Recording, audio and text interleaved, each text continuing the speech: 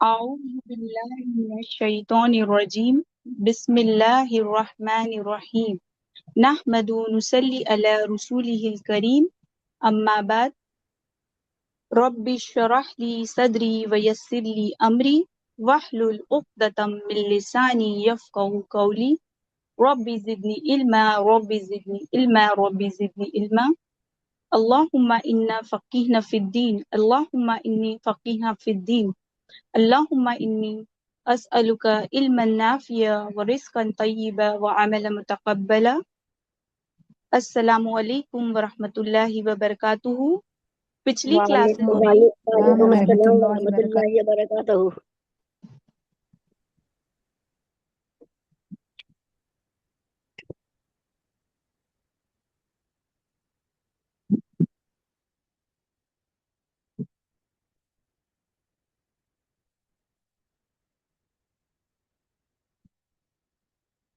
Sister آواز نہیں آ رہی. آپ کو آ رہا ہے سب کو دوسروں کو؟ جی جی ایک منٹ باجی.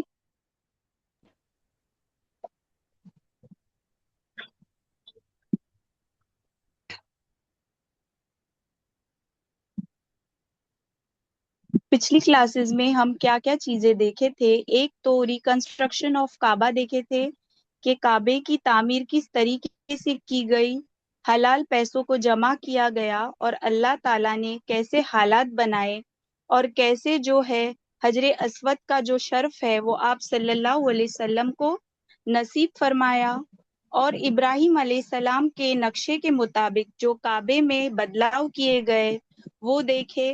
دیواروں اور دروازے کو اونچا کیا گیا اور چھت بنائی گئی، اور اس کا جو شیپ تھا پیسوں کی کمی کی وجہ سے البتہ مارکنگ کر کے حتیم کا حصہ چھوڑ دیا گیا تاکہ معلوم ہو کہ یہ بھی کعبے کے اندر کا حصہ ہے.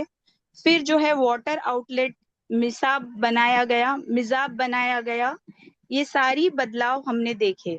اس کے علاوہ ہم نے کیا دیکھے؟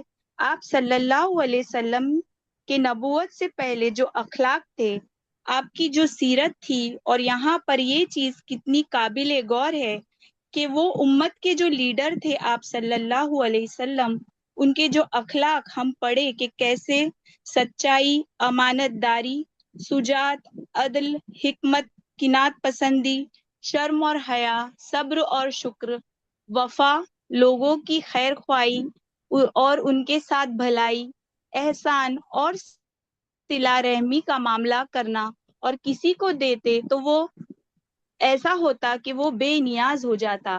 اگر یہ جو اخلاق ہم پڑھ رہے اور یہ ہماری امت کے لیڈر ہے، اور اگر ہم اسی امت کا حصہ ہے اور آج ہمارے اخلاق بالکل آپ صلی اللہ علیہ وسلم کے اخلاق کے اپوزٹ ہے، آپ صلی اللہ علیہ وسلم کے جیسے ہونے چاہیے نا، پر یہاں تو آپ کے اور ہمارے اخلاق میں زمین آسمان کا فرق ہے. ہم جب یہاں پر نبی کریم صلی اللہ علیہ وسلم کی سیرت پڑھ رہے تو یہ سیرت صرف پڑھنے کے لیے نہیں ہے، صرف ان کے اوصاف پڑھ کر واہ واہ کہنا اور سبحان اللہ پڑھنا صرف اتنا نہیں ہے، تعریفیں کرنا یا خوش ہو جانا، بلکہ یہ چیزوں کے ساتھ ہم کو یہ احسان بھی کرنا ہے یا احساس بھی کرنا ہے کہ آپ صلی اللہ علیہ وسلم کے اتنے پیارے اخلاق تھے، تو پھر آج ہماری امت کے اخلاق ایسے کیوں ہو گئے ہیں، اور کیوں آج ہماری امت اور مسلمان اس نام سے پہچانے جا رہے ہیں کہ یہ سچ نہیں بولتے، کبھی بھی امانت کی پاسداری نہیں کرتے، یہ کبھی بھی لوگوں کی خیر خواہی اور احسان کا معاملہ نہیں کرتے، یتیموں کا سہارا بننا، بیواؤں کی مدد کرنا، یہ ساری چیزیں تو ہماری زندگی کا حصہ ہی نہیں ہے. تو یہ ساری چیزیں جب ہم نے پڑھی ہے تو ہم کو چاہیے کہ یہ تمام باتوں پر ہم عمل بھی کریں. دوسری کیا چیزیں دیکھے تھے کہ کیسے آپ صلی اللہ علیہ وسلم اپنی حفاظت کرتے تھے تمام شرک سے، سارے بتوں سے، لات عزا کی قسمیں کھانے سے اور خرافات سے، اور ابراہیم علیہ السلام کے دین میں جو بدعت آ گئی تھی کس طریقے سے اپنی حفاظت کرتے تھے. تیسری چیز کیا دیکھے کہ معاشرے کی جو برائیاں ہیں शराब नोशी है, गाना बजाना है, बेकार की मजलिसें है, नौजवानों की बुराइयां है, ये सारी बुराई से कैसा आप सल्लल्लाहु अलैहि वसल्लम अपने आप को बचा कर रखते थे। तो ये भी हमारे लिए सबक है کہ معاشرے میں ہو سکتا ہے کہ بہت قسم کے شرک ہو سکتے، بدعات ہو سکتے، رسومات ہو سکتے، بیجا چیزیں جو ہے ہو سکتی، پر ان سے اپنے آپ کو بچانے کا ہے۔ اور جو آج کے زمانے کی برائیاں ہیں، فتنے ہیں، ان سے وہ تمام برائیوں سے اپنی جوانی کو، اپنی عزت اور عصمت کی بھی ہم کو حفاظت کرنا ہے۔ اس کے بعد ہم دیکھیں کہ آپ صلی اللہ علیہ وسلم کی نبوت کے آثار اور سعادت کی جھلکیاں۔ اب دیکھیے، جب آپ صلی اللہ علیہ وسلم تقریباً 37 یا 38 سال کے ہوئے، اس کے بعد آپ صلی اللہ علیہ وسلم کو تنہائی پسند آنے لگی۔ آپ غار ہرا جا کر وہاں کافی وقت کے لیے بیٹھتے تھے اور عبادت کرتے تھے۔ اور غار ہرا کے بارے میں ہم دیکھیں کہ وہ کتنی چھوٹی سی جگہ ہے کہ جیسا بالکل ایک انسان اس کے اندر رہ سکتا، اتنی چھوٹی۔ اور بتایا جاتا ہے کہ عبد المطلب اس کو جو ہے ڈسکور کیے تھے یا کھوج کیے تھے، یعنی یہ غار کو جو ہے عبد المطلب نے ڈسکور کیے تھے، اور وہ بھی وہاں جا کر بیٹھا کرتے تھے۔ تو آپ صلی اللہ علیہ وسلم رمضان میں پورا مہینہ بیٹھتے۔ پھر اس کے بعد جب آپ صلی اللہ علیہ وسلم 40 سال کے ہوئے، تو اس کے بعد سے آپ کو سچے خواب آنا شروع ہو گئے۔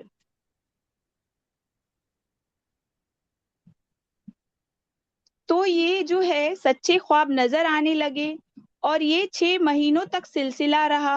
اور اس کے بعد جب آپ صلی اللہ علیہ وسلم کو جو ہے 41 سال چل رہا تھا، تو اس میں رمضان کا مہینہ تھا، پیر کا دن تھا۔ روایتوں میں آتا ہے کہ دلائل و قارئین پر ایک جامع نگاہ ڈال کر حضرت جبرائیل علیہ السلام کی تشریف کے اس واقعے کی تاریخ کے مطابق یہ واقعہ رمضان المبارک کی 21 تاریخ کو دوشنبہ کی رات میں پیش آیا۔ اس روز اگست کی 10 تاریخ تھی اور 610 عیسوی تھی۔ اس کے بارے میں بھی آتا ہے کہ جیسا پیر منڈے کے دن یہ واقعہ پیش آیا، تو آپ صلی اللہ علیہ وسلم کو سنیچر یعنی سیٹرڈے کے دن سے ایک روشنی نظر آئی اور آواز سنائی دی، اس کے علاوہ کچھ بھی نظر نہیں آیا۔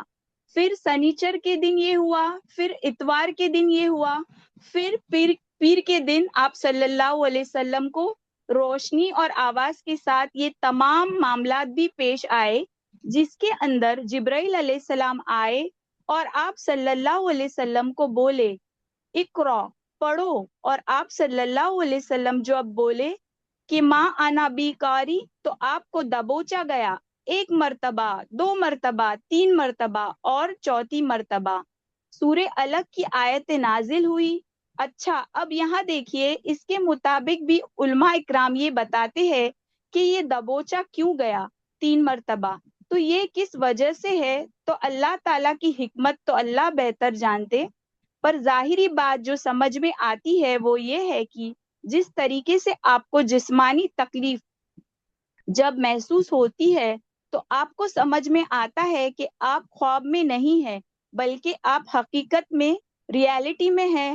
تو یہ طریقہ تھا بتانے کا کہ یہ حقیقت ہے، کہیں آپ اس کو خواب مت سمجھو، تو اس طریقے سے دبوچا گیا۔ دوسرا یہ کہ جو ہم پڑھے تھے 7 قسم کی جو وحی کے بارے میں، اس کے اندر ہم دیکھے تھے کہ وہ گھنٹی کی شکل میں آتی ہے، تو وہ بہت سخت ہوتی ہے۔ آپ صلی اللہ علیہ وسلم اس میں جو ہے لٹرل بوجھ تکلیف محسوس کرتے تھے، تو آپ صلی اللہ علیہ وسلم کو یہ بتایا جا رہا ہے کہ اس طریقے سے چیزیں آپ کے ساتھ مسلسل ہونے والی ہے، تو آپ کو یہ درد کے لیے تیار رہنا ہے۔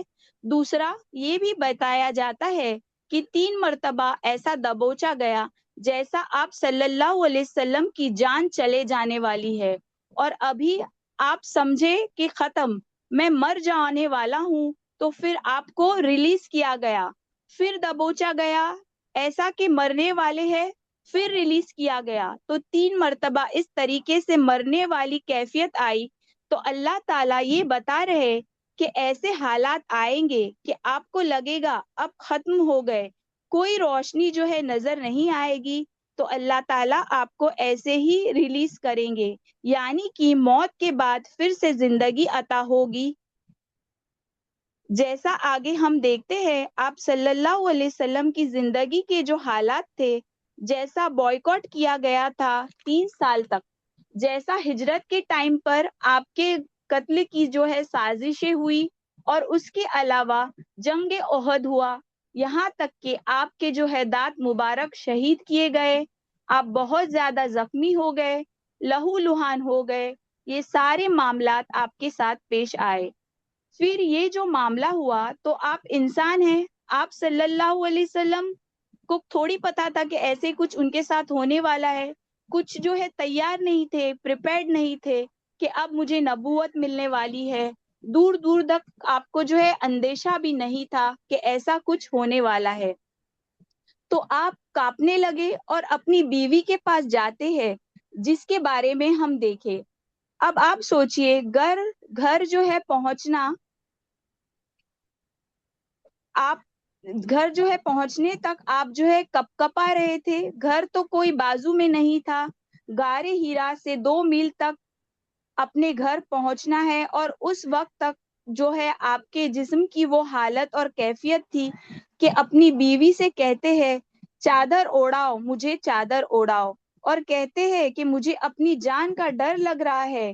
عجیب سی فکر اپنے بارے میں. اس کے بعد خدیجہ رضی اللہ عنہا کے جو ہے گولڈن ورڈز ہے, پیاری باتیں ہے, تسلی کے الفاظ ہے, جیسا ہم آلریڈی دیکھے ہیں نا کہ کیسا بی بی خدیجہ رضی اللہ عنہا آپ صلی اللہ علیہ وسلم کو سپورٹ کرتے تھے, آپ کو جو ہے ٹفن پہنچاتے تھے, آپ کا خیال کرتے تھے, آپ کی ضرورتوں کا خیال کرتے تھے, اور آپ کے فیصلوں پر وہ راضی تھے کہ کیسے آپ جو ہے خلوت پسندی پسند کر رہے تھے. حالانکہ یہاں پر آپ کی بیوی ہے, 5 بچے ہیں, اس کے بعد بھی آپ صلی اللہ علیہ وسلم اللہ تعالیٰ کی تلاش میں ہے, عبادت کے لیے جاتے تھے تنہائی میں. یہ بات اتنی سچ ہے کہ جب تک آپ اپنے آپ کو تنہا نہیں کریں گے دنیا کی بھاگ دوڑ سے, تب تک آپ کو اللہ کو حاصل کرنے کا جو ہے لیول نہیں مل سکتا. آپ کو رب کہاں ملتا ہے؟ رب جو ہے تنہائی میں ملتا ہے. جب آپ غور و فکر کرتے ہیں, جب آپ صلی اللہ علیہ وسلم تنہا رہتے تو کیا کرتے؟ عبادت کرتے, اللہ کو جو ہے جاننے کی کوشش کرتے, آیتوں پر غور و فکر کرتے, اور اس سے یہ کنکلوژن نہیں نکالنا ہے کہ جس طریقے سے ہماری امت میں کچھ لوگوں نے نکالا ہے کہ تنہائی میں رب ملتا ہے تو لہٰذا پہاڑوں پر جا کر چڑھ جانا ہے اور وہاں پر جو ہے غاروں میں بیٹھ کر عبادتیں کرنا ہے. اگر یہ سوچ رہے تو یہ غلط ہے. کیوں غلط ہے؟ کیوں نبی کریم صلی اللہ علیہ وسلم کو رب وہاں سے ملا نا, پھر ہم کو بھی رب وہیں سے ملے گا نا, ہم کو پھر غاروں کی تلاش کرنا پڑے گا. اب یہاں سے ہم کو یہ بات لینا ہے کہ آپ صلی اللہ علیہ وسلم کے اوپر وحی آئی, کیا اس کے بعد کبھی آپ صلی اللہ علیہ وسلم غار ہیرا گئے؟ کیا اس کے بعد کبھی صحابہ اکرام غار ہیرا گئے؟ نہیں گئے. تو جو یہ آپ صلی اللہ علیہ وسلم کو طریقہ نہیں سمجھ میں آ رہا تھا, تب آپ صلی اللہ علیہ وسلم نے یہ طریقہ اختیار کیا تھا. اس کے بعد اللہ تعالیٰ بتا دیے کہ رب کیسا حاصل ہوتا ہے, کہ اللہ تعالیٰ بتا دیے کہ رب نمازوں کے ذریعے حاصل ہوتا ہے. ابھی بھی یہی بات ہے, اسی لیے حدیث میں آتا ہے سب سے اندرونی حصے میں جا کر گہرائی میں, تاکہ آپ صحیح سے فوکس کر سکے. اس کے لیے اللہ تعالیٰ نے جو تحفہ دیا وہ تہجد کا تحفہ دیا ہے. جب ایسا وقت ہوتا ہے کہ سارے ماحول میں خاموشی جو ہے چھائی ہوئی ہوتی ہے, وہ ٹائم پر جب آپ اللہ کی یا اللہ سے جو باتیں کریں گے, اللہ کی تعریف کریں گے, جو چاہے وہ مانگیں گے, تو آپ کو رب بھی ملے گا اور رب کی قرب بھی ملے گی, محبت بھی ملے گی, آپ کی تمام حاجات بھی پوری ہوں گی. تو خیر, یہاں جو ہم دیکھ رہے کہ بی بی خدیجہ کس طریقے سے آپ صلی اللہ علیہ وسلم کے فیصلوں سے راضی رہتے، کیسی سمجھداری تھی ان کی. تو کیا سمجھ میں آتا ہے کہ جب ہمارے شوہر کوئی دین کا کام کرنا چاہتے ہیں، کوئی اچھا کام کرنا چاہتے ہیں، کچھ مرد تو گھروں سے باہر بھی نکل جاتے ہیں، تو بیوی جو ہے شکایتیں کرنا شروع کرتی ہے. آپ کو بیوی کی فکر نہیں، بچوں کی فکر نہیں، تو بیوی کو کیا رول ہے یا بیوی کا کیا کردار ہے؟ آپ کو پھر گھر مینج کرنا ہے. آپ کو اسی قربانی پر گھر بیٹھے اجر ملے گا. جب آپ آنے والے پریشانیاں جو ہے ایشوز ہے اس کو آپ ہینڈل اور ڈیل کریں گے. پر ہاں، یہ میں بالکل بھی نہیں بول رہی کہ آپ کے کوئی حقوق جو ہے ادا کیے بغیر اگر شوہر دین کے کام میں ہے تو یہ صحیح نہیں ہے. یہاں پر آپ صلی اللہ علیہ وسلم کے اخلاق بھی ویسے تھے نا، جس کی وجہ سے بی بی خدیجہ رضی اللہ عنہا کا بھی اس طریقے کا کردار تھا. اب یہاں اگر مرد ہے وہ آپ صلی اللہ علیہ وسلم کے طریقے کو فالو نہیں کر رہا اور صرف بیوی سے یہ امید کر رہا کہ وہ بی بی خدیجہ کا جو ہے رول ادا کرے، وہ بیوی یہ نہیں کر سکے گی. اسی طریقے سے وائس ورسا. اب یہاں پر یہ کتنی پیاری بات ہے.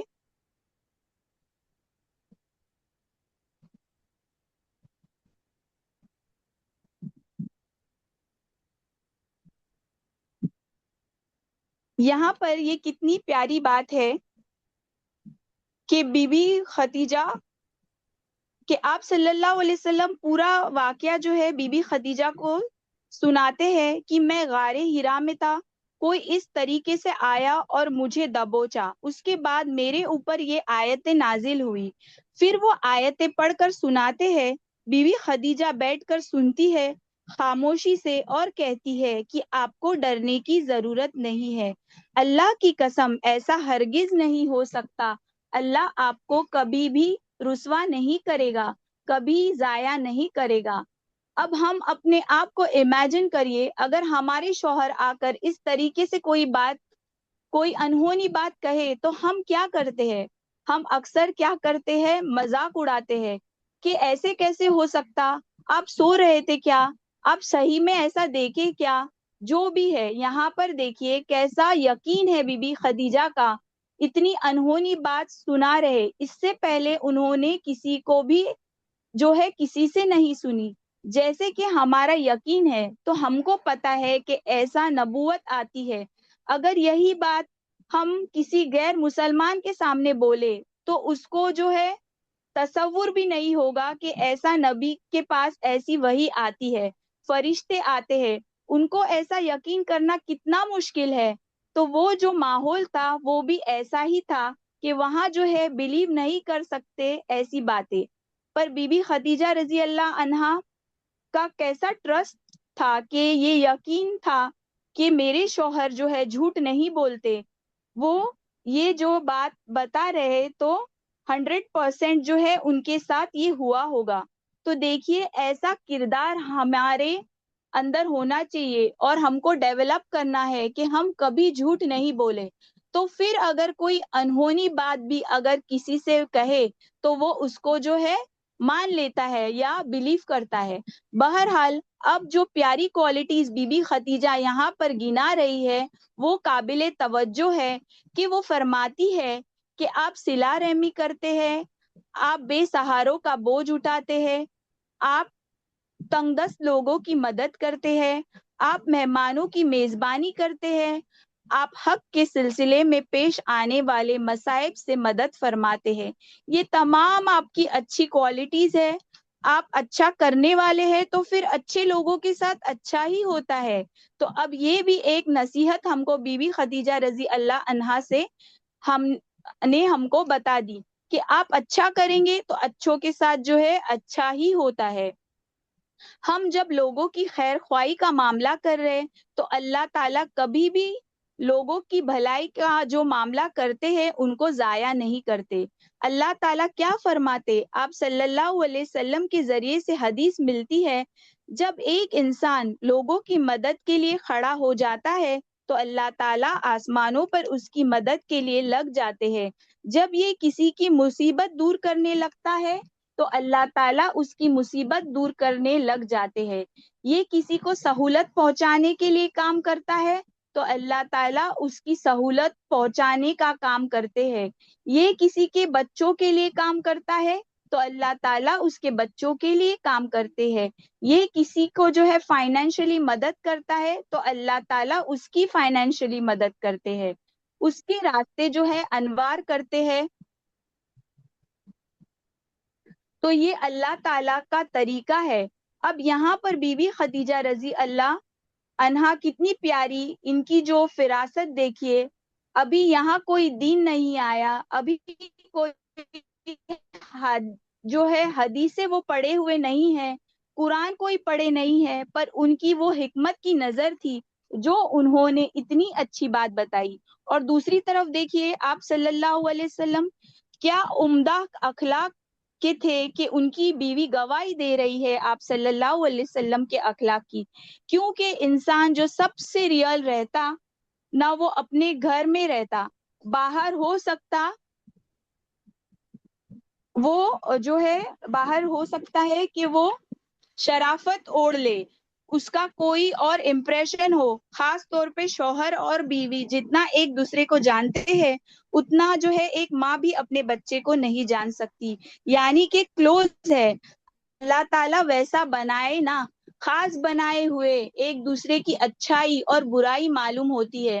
اچھا، اب اخلاق کی گواہی بی بی خدیجہ رضی اللہ عنہا جو دے رہی، کیا یہ پہلی بار ہوا ایسا؟ یعنی کہ آپ صلی اللہ علیہ وسلم کے بارے میں کسی نے اچھی پازیٹیولی گواہی دی. اس سے پہلے بھی ایسے کوئی واقعات آئے تھے؟ آپ لوگ کوئی بتا سکتے یا کوٹ کر سکتے، کچھ واقعات کی طرف اشارہ کر سکتے کہ ایسا پہلے بھی ہوا تھا، کہ کب ہوا تھا، کس نے اچھے اخلاق کی وجہ سے آپ صلی اللہ علیہ وسلم کے بارے میں کچھ بتایا تھا؟ بہنوں آپ لوگوں کو یاد ہے؟ چلیے کوئی بات نہیں. دیکھیے ابو طالب چچا جو اپنے بچوں سے زیادہ محبت کرتے تھے، حالہ بنت خوالد، انہوں نے بھی اچھے اخلاق کی گواہی دی تھی. کعبے کی تعمیر کے ٹائم پر سارے قبیلے والوں نے یہ گواہی دی تھی نا، ہم امین و صادق کے اوپر راضی ہے. پھر میسرہ نے گواہی دی تھی آپ صلی اللہ علیہ وسلم کے بارے میں واپس شام سے آنے کے بعد.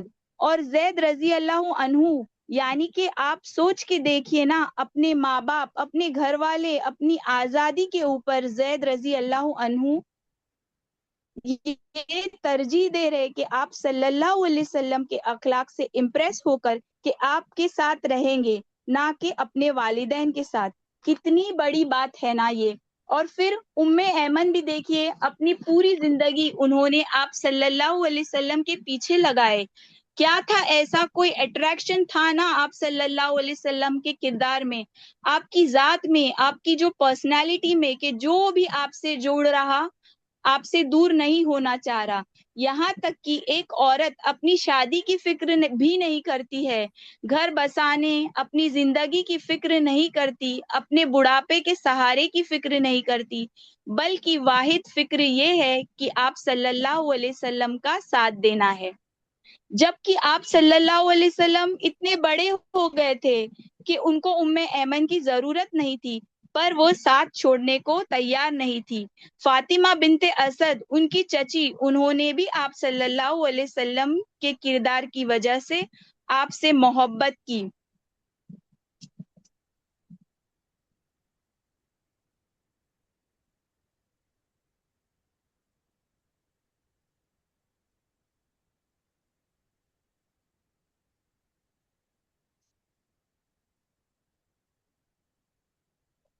بہرحال بی بی خدیجہ رضی اللہ عنہا آپ کے بارے میں بہت پیاری گواہی دیتی ہے.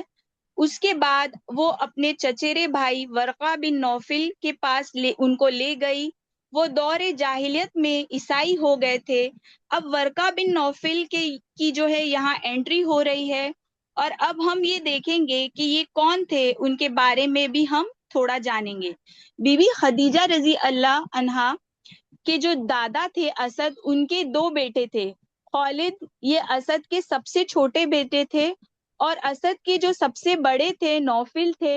اور ان کے جو بڑے بیٹے تھے وہ ورقہ تھے، اسی لیے ان کا نام کیا ہے؟ ورقہ بن نوفل بن اسد ہے۔ اور یہاں بی بی خدیجہ رضی اللہ عنہا کون ہے؟ اسد کے سب سے چھوٹے بیٹے کی خود سب سے چھوٹی بیٹی ہے، اسی لیے ورقہ بن نوفل اور خدیجہ رضی اللہ عنہا کے درمیان کافی سال کا جو ہے ایج ڈفرنس تھا، گویا کے چچیرے بھائی کے علاوہ ایک چچا کا رول ادا کرتے تھے۔ اور پھر ورقہ کے بارے میں آتا ہے کہ وہ نبی کریم صلی اللہ علیہ وسلم کی نبوت سے پہلے بھی توحید پرست تھے اور دین ابراہیم پر تھے۔ آپ صلی اللہ علیہ وسلم کی جو ہے نبوت سے پہلے 4 لوگ ایسے تھے جن کو حنیف کہتے تھے، 4 لوگ ایسے تھے جو حنفا تھے۔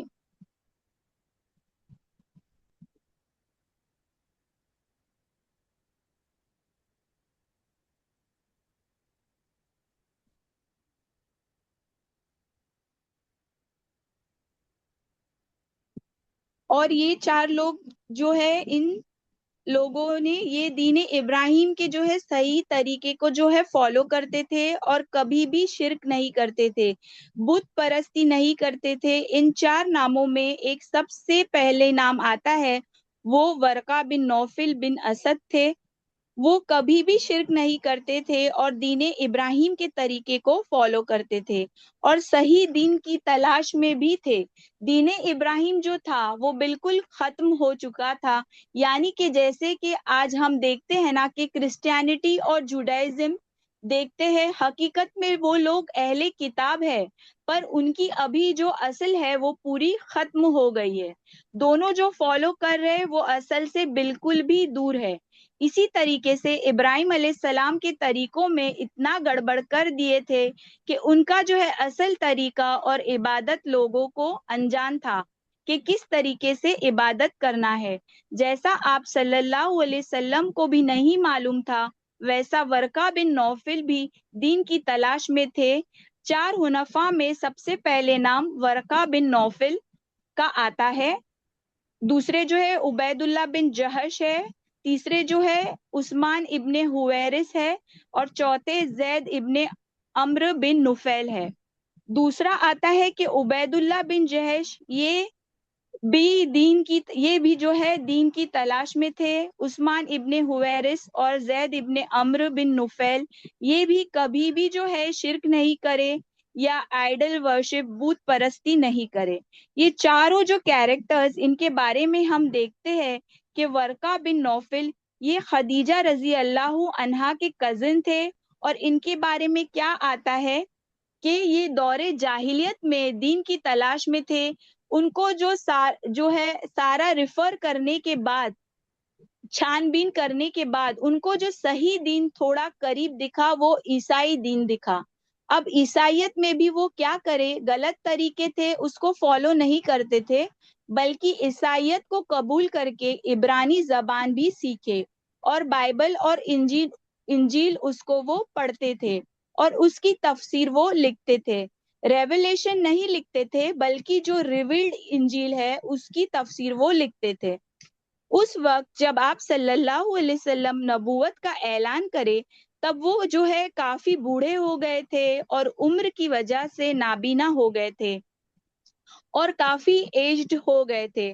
اب امیجن کریے آپ صلی اللہ علیہ وسلم 40 سال کے ہیں، بی بی خدیجہ رضی اللہ عنہا کتنے سال کی ہوں گی یہ ٹائم پر؟ 15 سال بڑی ہے تو 55 سال کے بی بی خدیجہ رضی اللہ عنہا ہوں گے۔ اب 55 ایئرز میں پلس آپ ایڈ کریے، اگر ورقہ بن نوفل 30 سال اگر بڑے ہیں تو کتنی عمر کے ہیں؟ 85 سال، یعنی 85 ایئرز، تو وہ کافی بڑی عمر کے تھے اور وہ بھی نابینا ہو گئے تھے۔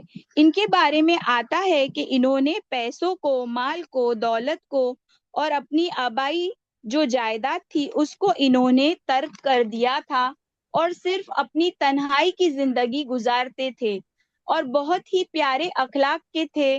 جیسا آپ صلی اللہ علیہ وسلم مہمان نوازی کرتے اور لوگوں کا خیال کرتے، یہ بھی اسی طریقے سے کرتے تھے، پر لوگوں کو شرک سے روکتے نہیں تھے، شرک سے خود جو ہے رکے ہوئے تھے۔ اس کی وجہ لوگ اس کی وجہ سے جو ہے لوگ ان سے جو ہے بہت زیادہ ان کی عزت اور احترام کرتے تھے، اور لوگ ان کے پاس اپنے مصائب بھی لے کر آتے تھے۔ حالانکہ یہ کرسچن تھے، عیسائی تھے، اس کے باوجود بھی جو کفار مکہ تھے ان کے پاس خوابوں کی خاص کر کے تعبیر لے کر آتے تھے، خوابوں کی تعبیر جاننے کے لیے آتے تھے۔ اور بیوی خدیجہ کے بارے میں دیکھے تھے نا کہ کیا دیکھے تھے کہ ان کے گھر میں سورج آ رہا، اور انہوں نے جب جا کر ورقہ بن نوفل سے تعبیر کی تو کیا بتایا تھا کہ یا تو کوئی بہت اچھے انسان سے شادی ہوگی یا پھر کسی نبی سے شادی ہوگی۔ اس طریقے سے اپنے جو ہے خواب کی انٹرپریٹیشن کے لیے جاتے۔ یہاں پر یہ ہوا کہ جب آپ صلی اللہ علیہ وسلم کو لے کر بی بی خدیجہ ان کے پاس گئے اور کہا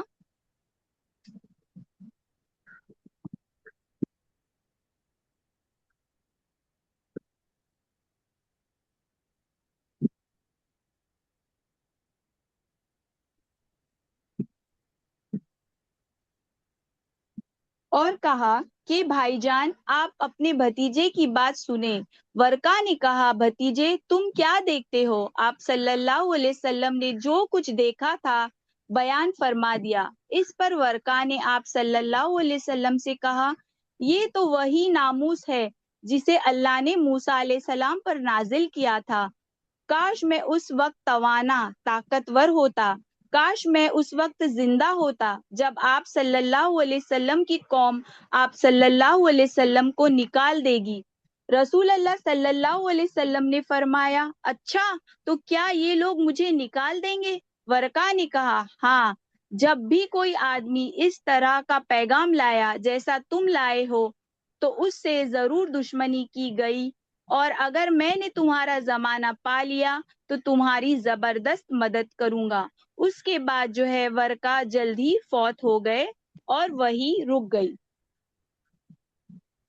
آپ صلی اللہ علیہ وسلم نے جو کچھ دیکھا تھا بیان کر دیا۔ ورقہ نے کہا یہ تو وہی ناموس یعنی کہ وہی لانے والا فرشتہ ہے جو موسیٰ علیہ السلام پر نازل ہوا کرتا تھا۔ کاش میں اس وقت جوان ہوتا، کاش میں اس وقت تک زندہ رہتا جب جو ہے آپ کی قوم آپ کو نکال دیں گی۔ اب دیکھیے کہ جب آپ صلی اللہ علیہ وسلم پریشان ہوئے اور گئے وہاں پر تو کیا بتائے کہ یہ وہی فرشتہ ہے یعنی جبرائیل علیہ السلام ہے جو موسیٰ علیہ السلام کے پاس آتے تھے۔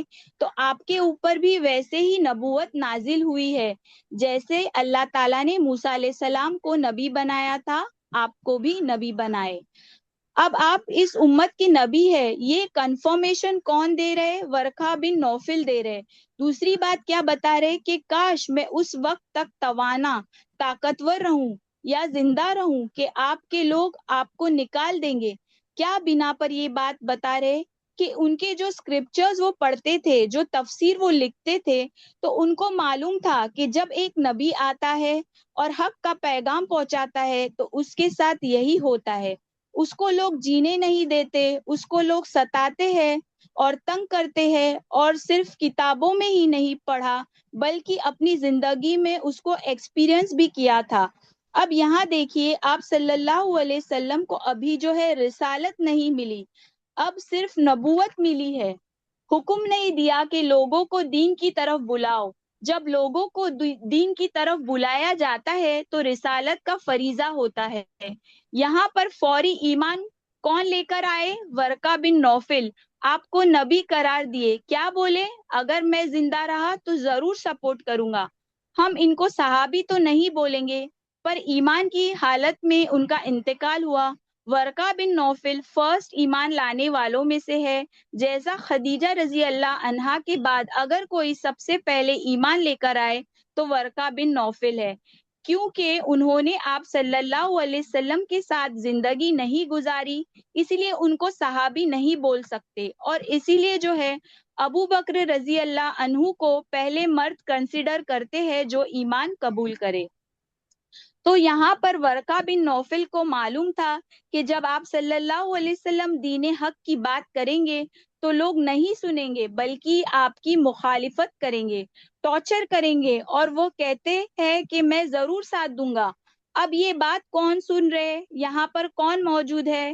خدیجہ رضی اللہ عنہا، اور وہ یہ سن کر اپنے اندر اندر یہ بات طے کر رہی ہے کہ جیسا ورقہ بن نوفل بول سکتے کہ میں اگر زندہ رہا تو آپ کو سپورٹ کروں گا، تو بیوی خدیجہ رضی اللہ عنہا بھی تیار تھے، اور اسی لیے اپنی جان مال آپ کے پیچھے لگائی اور اپنے عمل سے پھر ثابت بھی کر دیا، یہاں تک کہ اللہ کی راہ میں ایک طریقے سے شہید بھی ہو گئی۔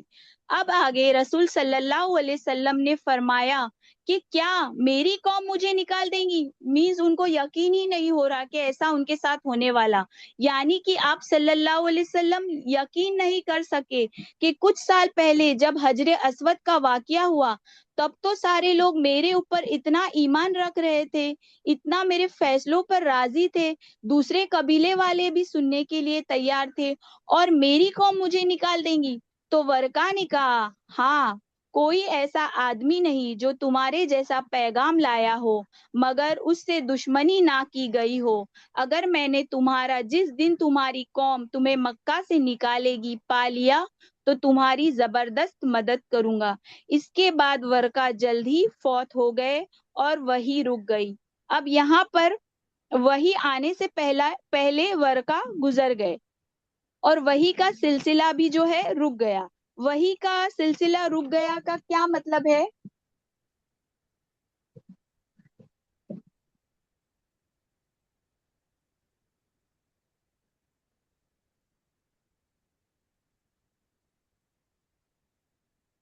یہاں پر آپ صلی اللہ علیہ وسلم نے جو ہے فترت الوحی کا دور جو ہے ایکسپیرینس کیا تھا، یہ وحی کی بندش کا دور تھا، پر جو ہے فرسٹ وحی جو نازل ہوئی اس کے بعد جو ہے وحی کا سلسلہ رک گیا۔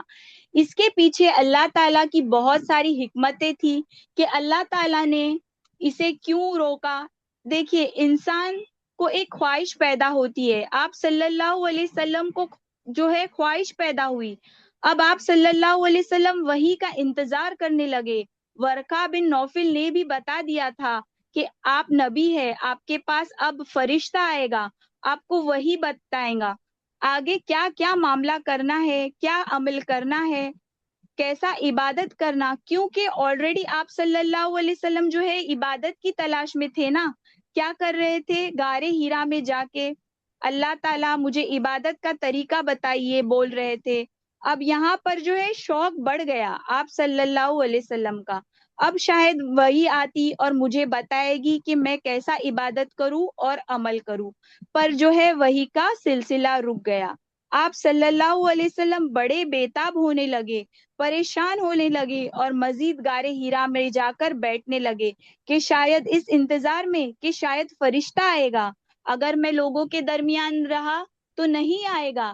جا کر پہاڑوں پر بیٹھنے لگے اور جا کر پہاڑوں پر سارا سارا دن بیٹھتے تو وقت اتنا گزر جاتا، طویل عرصہ گزر جاتا، آپ کا دل کرتا کیا کروں میں، کیسا اس فرشتے کو واپس لاؤں۔ روایتوں میں آتا ہے کہ آپ کا دل چاہتا کہ آپ وہی پہاڑ سے کود جائے اور اپنی جان دے دے، اتنی بے چینی آپ صلی اللہ علیہ وسلم کے اندر ہونے لگی۔ یہاں دیکھیے اللہ کی حکمت، اللہ جانتے کیا ہے، ایک تو وہی کا شوق پیدا ہوا، دھڑا دھڑ وہی آتی تو آپ صلی اللہ علیہ وسلم اس کو برداشت نہیں کر سکتے تھے، تو اللہ تعالیٰ جو ہے آپ کے جسمانی اعتبار سے بھی آپ کو تیار کرے، فزیکلی مینٹلی آپ کو تیار کرے، آپ صلی اللہ علیہ وسلم کا خوف ختم ہونے لگا اور آپ چیزوں پر غور و فکر کرنے لگے۔ وہی کی مشقت کو جھیلنے کے لیے آپ کی جو ہے باڈی فزیکلی مینٹلی تیار ہونے لگی، شوق اور طلب آپ صلی اللہ علیہ وسلم کا پیدا ہونے لگا، پھر اس کے بعد آپ صلی اللہ علیہ وسلم کے اوپر دوسری وحی کا نزول ہوا۔ پہلی جو وحی تھی اس کے بارے میں آتا ہے، یہاں پر میں ریڈ آؤٹ کرتی ہوں، یہ واقعہ رمضان المبارک کی 21 تاریخ کو دوشنبہ کی رات میں پیش آیا۔ اس روز اگست کی 10 تاریخ تھی اور 610 عیسوی تھی۔ قمری حساب سے نبی صلی اللہ علیہ وسلم کی عمر جو ہے 40 سال 6 مہینے 12 دن، اور شمسی حساب سے 29 سال 3 مہینے 22 دن تھی۔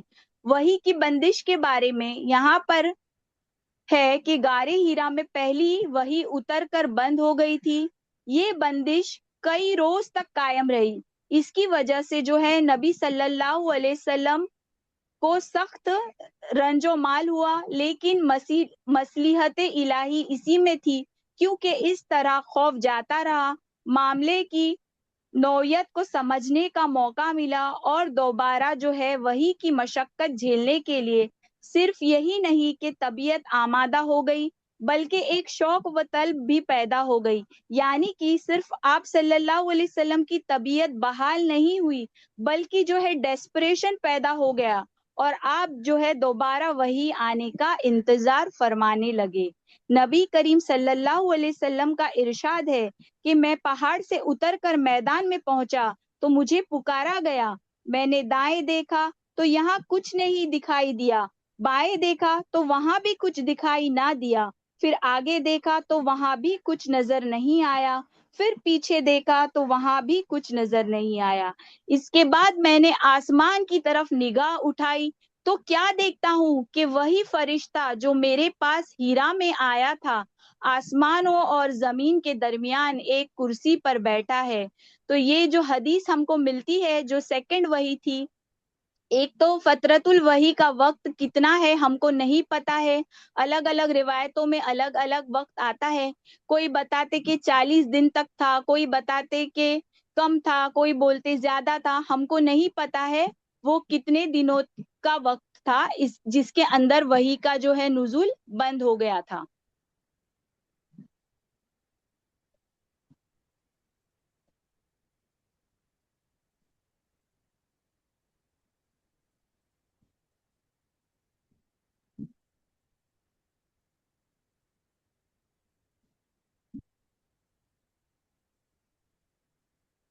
اب اس کے بعد جو دوبارہ وحی کا نزول ہوا، اس میں یہ بتایا جا رہا کہ آپ صلی اللہ علیہ وسلم جب پہاڑ سے اتر کر جا رہے تھے تو آواز آئی، تو آپ صلی اللہ علیہ وسلم اب دیکھیے، جب آپ کبھی بھی جب آواز آتی ہے تو آپ اوپر کی طرف دیکھتے کیا؟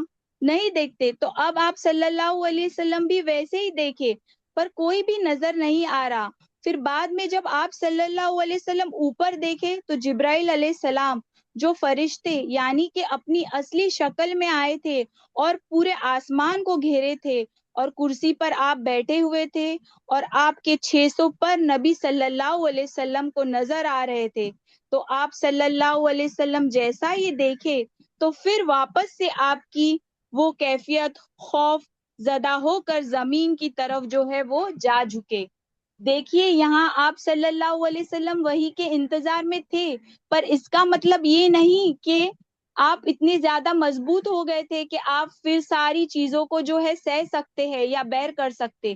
جو انسانی کمزوری ہے اس کے حساب سے تو آپ پہ جو ہے دوبارہ وہی کیفیت طاری ہو گئی جو پہلے جو ہے فرسٹ وہی کے ٹائم پر تھی۔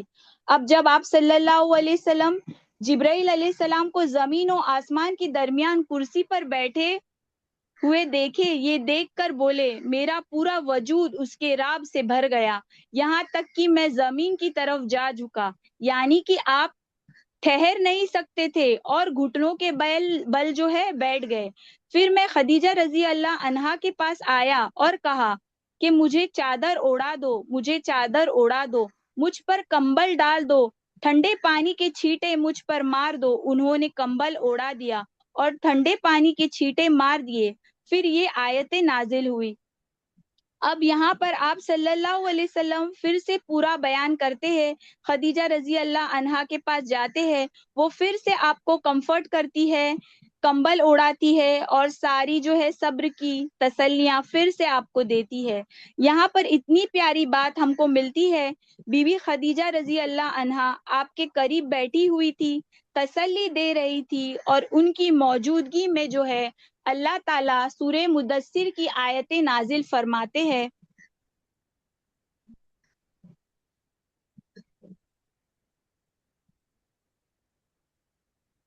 یہاں تک کہ بتایا جاتا ہے کہ آپ صلی اللہ علیہ وسلم بی بی خدیجہ رضی اللہ عنہا کے گود میں تھے، اور اس وقت سورہ مدثر کی آیتیں نازل فرماتے ہیں، یا ایھا المدثر قم فانذر وربک فکبر وثیابک فطہر والرجز فہجر۔ اے کمبل پوش، اٹھ اور لوگوں کو ان کی بدعملی کے نتائج سے ڈرا. اب یہاں پر آپ کو ڈرانے کا حکم ہوا. پہلے کیا تھا؟ بس آپ کو پڑھنے کا حکم ہوا. آپ کو اقرا بسمک الذی خلق بتایا گیا. اللہ تعالیٰ کا انٹروڈکشن کرایا گیا. آپ کو بار بار اقرا اقرا پڑھنے کا ورڈ ریپیٹ ہو رہا. آپ کو بار بار پڑھنے کا حکم دیا گیا. اور قلم کے ذریعے سے جو اللہ تعالیٰ نے علم سکھایا یہ بھی اللہ کی طرف سے ہے. یہ آپ صلی اللہ علیہ وسلم کے لیے نہیں تھا بلکہ یہ حکم ہمارے لیے بھی تھا. اقرا کی آیتوں کو آپ نوٹ کریں.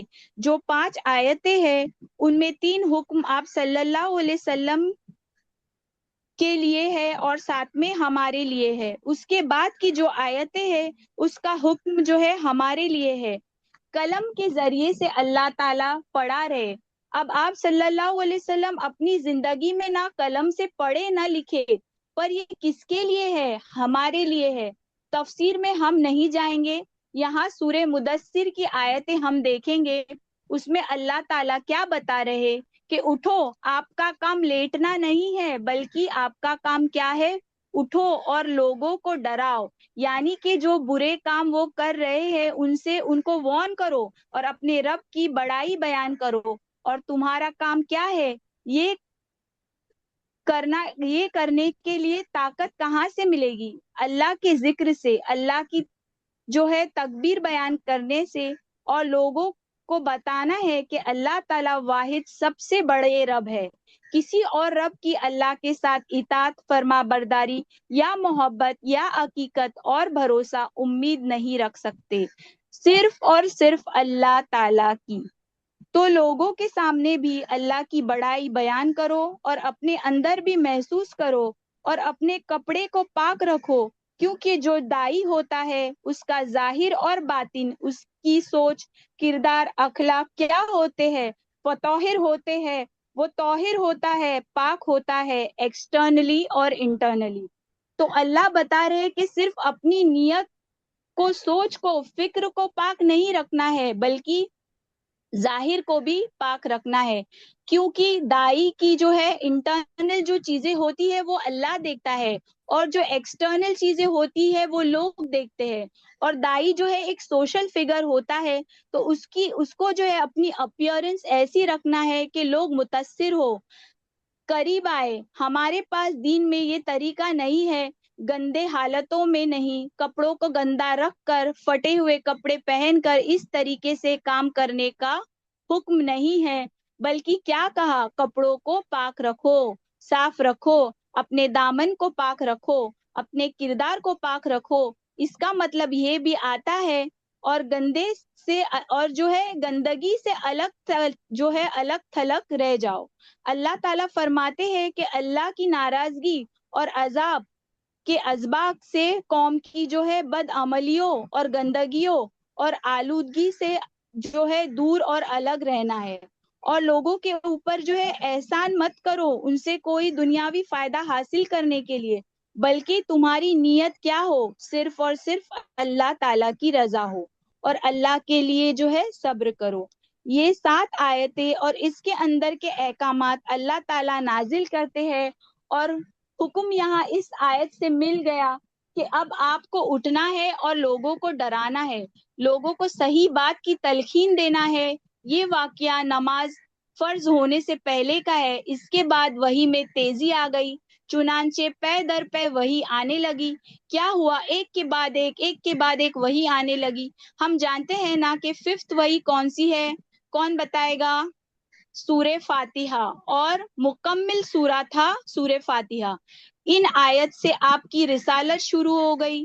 اب نبوت کے بعد رسالت بھی شروع ہو گئی. ان آیت میں آپ کو 2 طرح کے کام سونپے گئے اور نتائج بھی بتا دیے گئے. ایک یہ کہ لوگوں کو اللہ تعالیٰ کا حکم بتائے اور بدعملی کے نتائج سے ڈرائے. آپ کو یہ حکم دیا گیا قم فانذر، اٹھو اور ڈراؤ، کیونکہ اس کے معنی یہ ہے کہ آپ لوگوں کو یہ بتا دے اور سمجھا دے وہ جس طرح کے گمراہی اور بدعملی میں مبتلا ہے اور غیر اللہ کی پوجا اور اللہ کے جو بعض صفت اور حقوق میں دوسروں کو شریک ٹھہرانے کا جو کام کر رہے ہیں، اللہ تعالیٰ اس پر ان کو عذاب دے گا. دوسرا حکم یہ ہے کہ آپ خود اپنے اوپر اللہ کا احکام لاگو کر لے تاکہ آپ کو اللہ کی خوشنودگی بھی حاصل ہو. آپ دوسروں کے لیے نمونہ بھی بنے، یعنی آپ کیا ہے، رول ماڈل ہے. آپ کو خود کو ایسا بنانا ہے کہ آپ دوسروں کے نزدیک بہترین رول ماڈل یا کردار ادا کریں. یہ حکم باقی کی آیت میں دیا گیا ہے.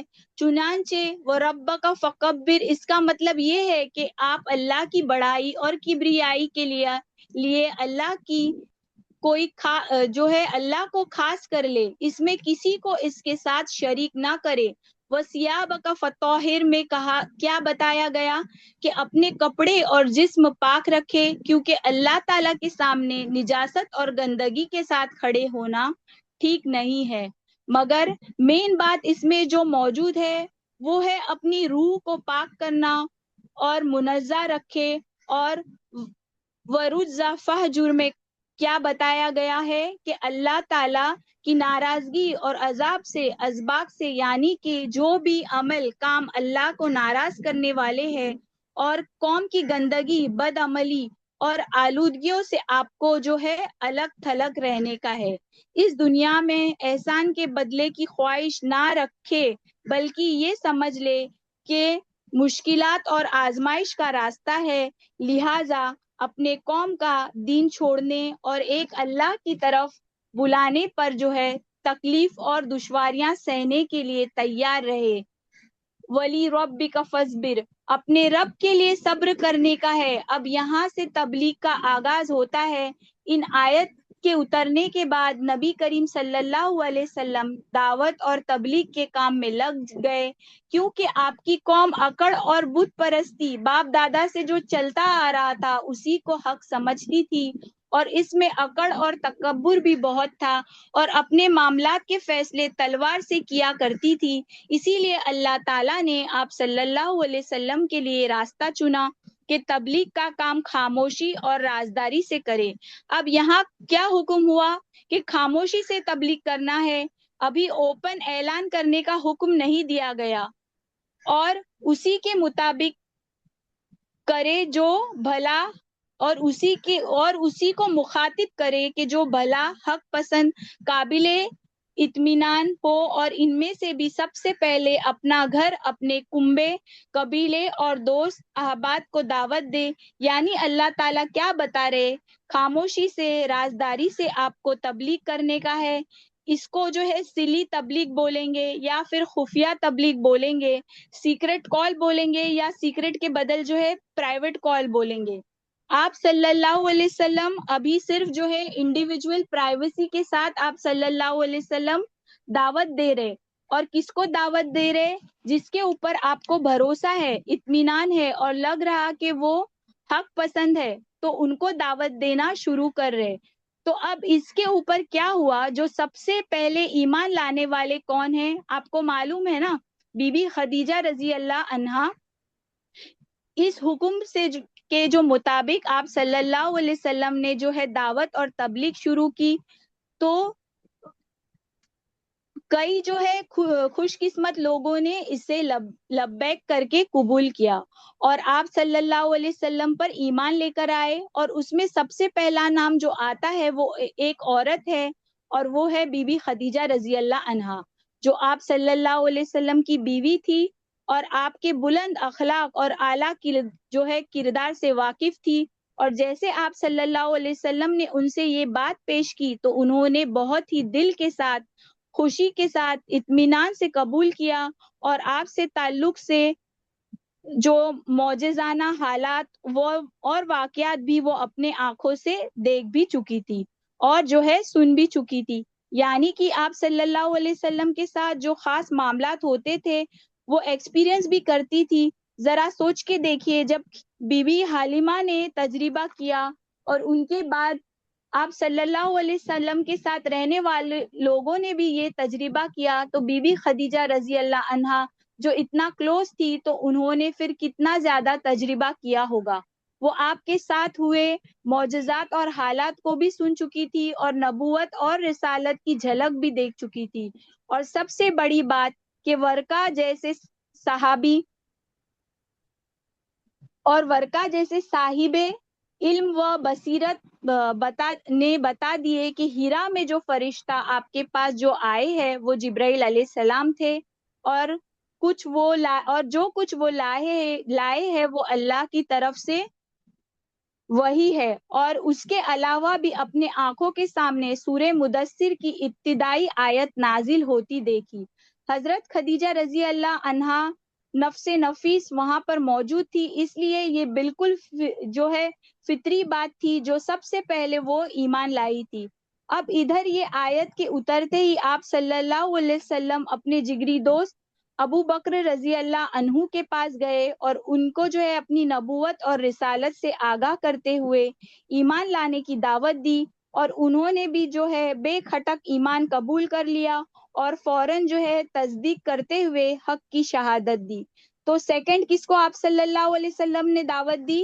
ابو بکر رضی اللہ عنہ کو، اور وہ آپ کے جگری دوست تھے۔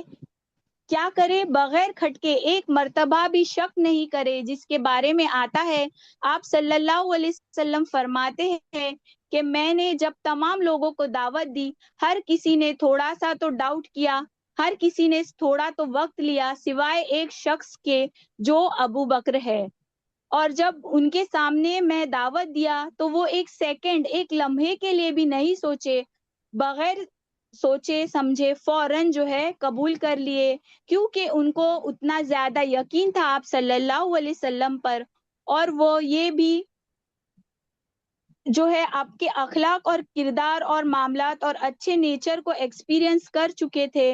اور ابو بکر رضی اللہ عنہ نے سب سے پہلے ایمان قبول کر کے امت کے جو ہے سب سے پہلے مومن بنے، اور عمر میں آپ صلی اللہ علیہ وسلم سے 2 سال چھوٹے تھے آپ صلی اللہ علیہ وسلم سے، اور آپ کے جو ہے آپ کا کھلا چھپا سب کچھ وہ جانتے تھے، لہٰذا ان کا ایمان لانا آپ کی سچائی کا جو ہے بہترین ثبوت ہے۔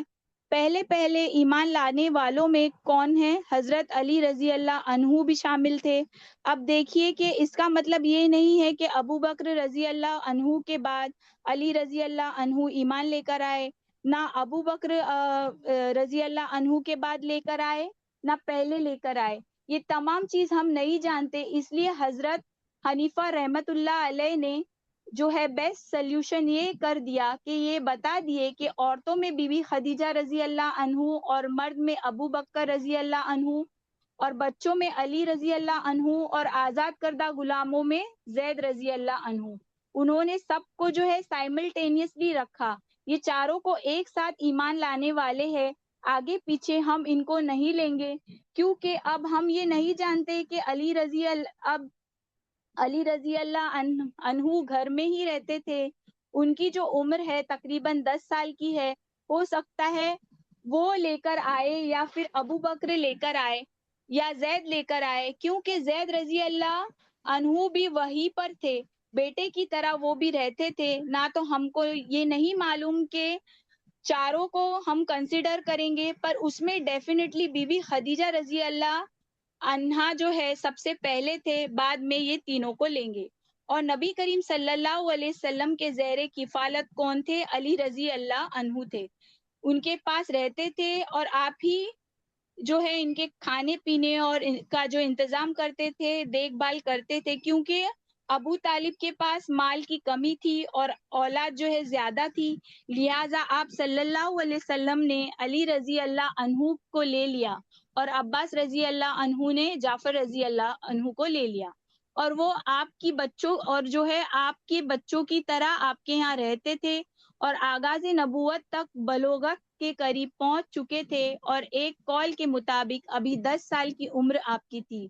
جو کچھ آپ صلی اللہ علیہ وسلم کرتے تھے وہی وہ بھی کیا کرتے تھے، ایگزیکٹلی آپ صلی اللہ علیہ وسلم کو جو ہے کاپی کرتے تھے، لہٰذا جب آپ نے ان کو اسلام کی دعوت دی تو وہ مسلمان ہو گئے، اور وہ بچوں میں سب سے پہلے مومن تھے۔ یہ ساری چیزیں جو ہے ہم آلریڈی پڑھ چکے ہیں، اس لیے میں آپ کو یہ ریڈ آؤٹ کر رہی ہوں، کیونکہ میں یہ سارے واقعات بتا چکی ہوں۔ اسی طرح پہلے ایمان لانے والوں میں آپ صلی اللہ علیہ وسلم کے آزاد کردہ غلاموں میں حضرت زین بن حارث ہے، وہ دور جاہلیت میں گرفتار کر کے بیچ دیے گئے تھے. پھر ان کو جو ہے حاکم بن حزام نے خرید لیا، اپنی پھوپھی خدیجہ رضی اللہ عنہا کو دے دیا، اور خدیجہ رضی اللہ عنہا نے انہیں رسول صلی اللہ علیہ وسلم کے حوالے کر دیا. جب ان کے والد اور چچا ان کی موجودگی کو ان کی موجودگی کا علم ہوا تو وہ رسول صلی اللہ علیہ وسلم کے پاس حاضر ہوئے. عرض کیا کہ فدیہ لے کر چھوڑ دے اور فدیہ لینے میں بھی احسان فرمائے. آپ نے زید کو بلایا، اختیار دیا کہ اپنے والد اور چچا کے ساتھ چلے جائے. انہوں نے آپ کے ساتھ رہنا پسند کیا. آپ نے اسی وقت جو ہے قریش کے مجموعے میں جا کر اعلان کیا کہ گواہ رہو کہ زید میرا بیٹا ہے، وہ میرا وارث ہے اور میں اس کا وارث رہوں گا. اور اسی دن سے ان کو جو ہے زید بن محمد کہا جانے لگا. والد اور چچا یہ منظر دیکھ کر خوشی خوشی واپس چلے گئے. یہ سارا واقعہ جو ہے نبوت سے پہلے کا ہے. اسلام آیا تو منہ بولے بیٹے کا رواج ختم کر دیا، اور پھر زید بن محمد کو زید بن حارث کہا جانے لگا. یہ چاروں حضرت اس دن ایمان لائے تھے جس دن سورہ مدثر کی ابتدائی آیت نازل ہوئی تھی.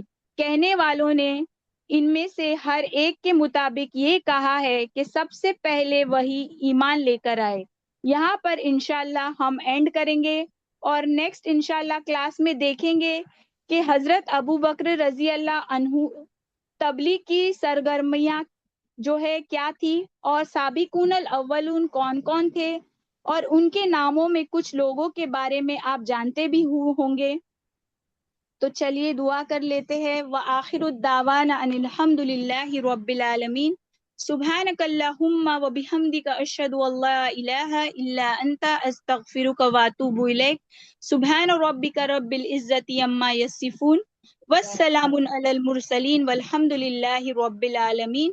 وصلی اللہ علی نبینا محمد وآلہ صحبہ اجمعین برحمتک یا ارحم الراحمین.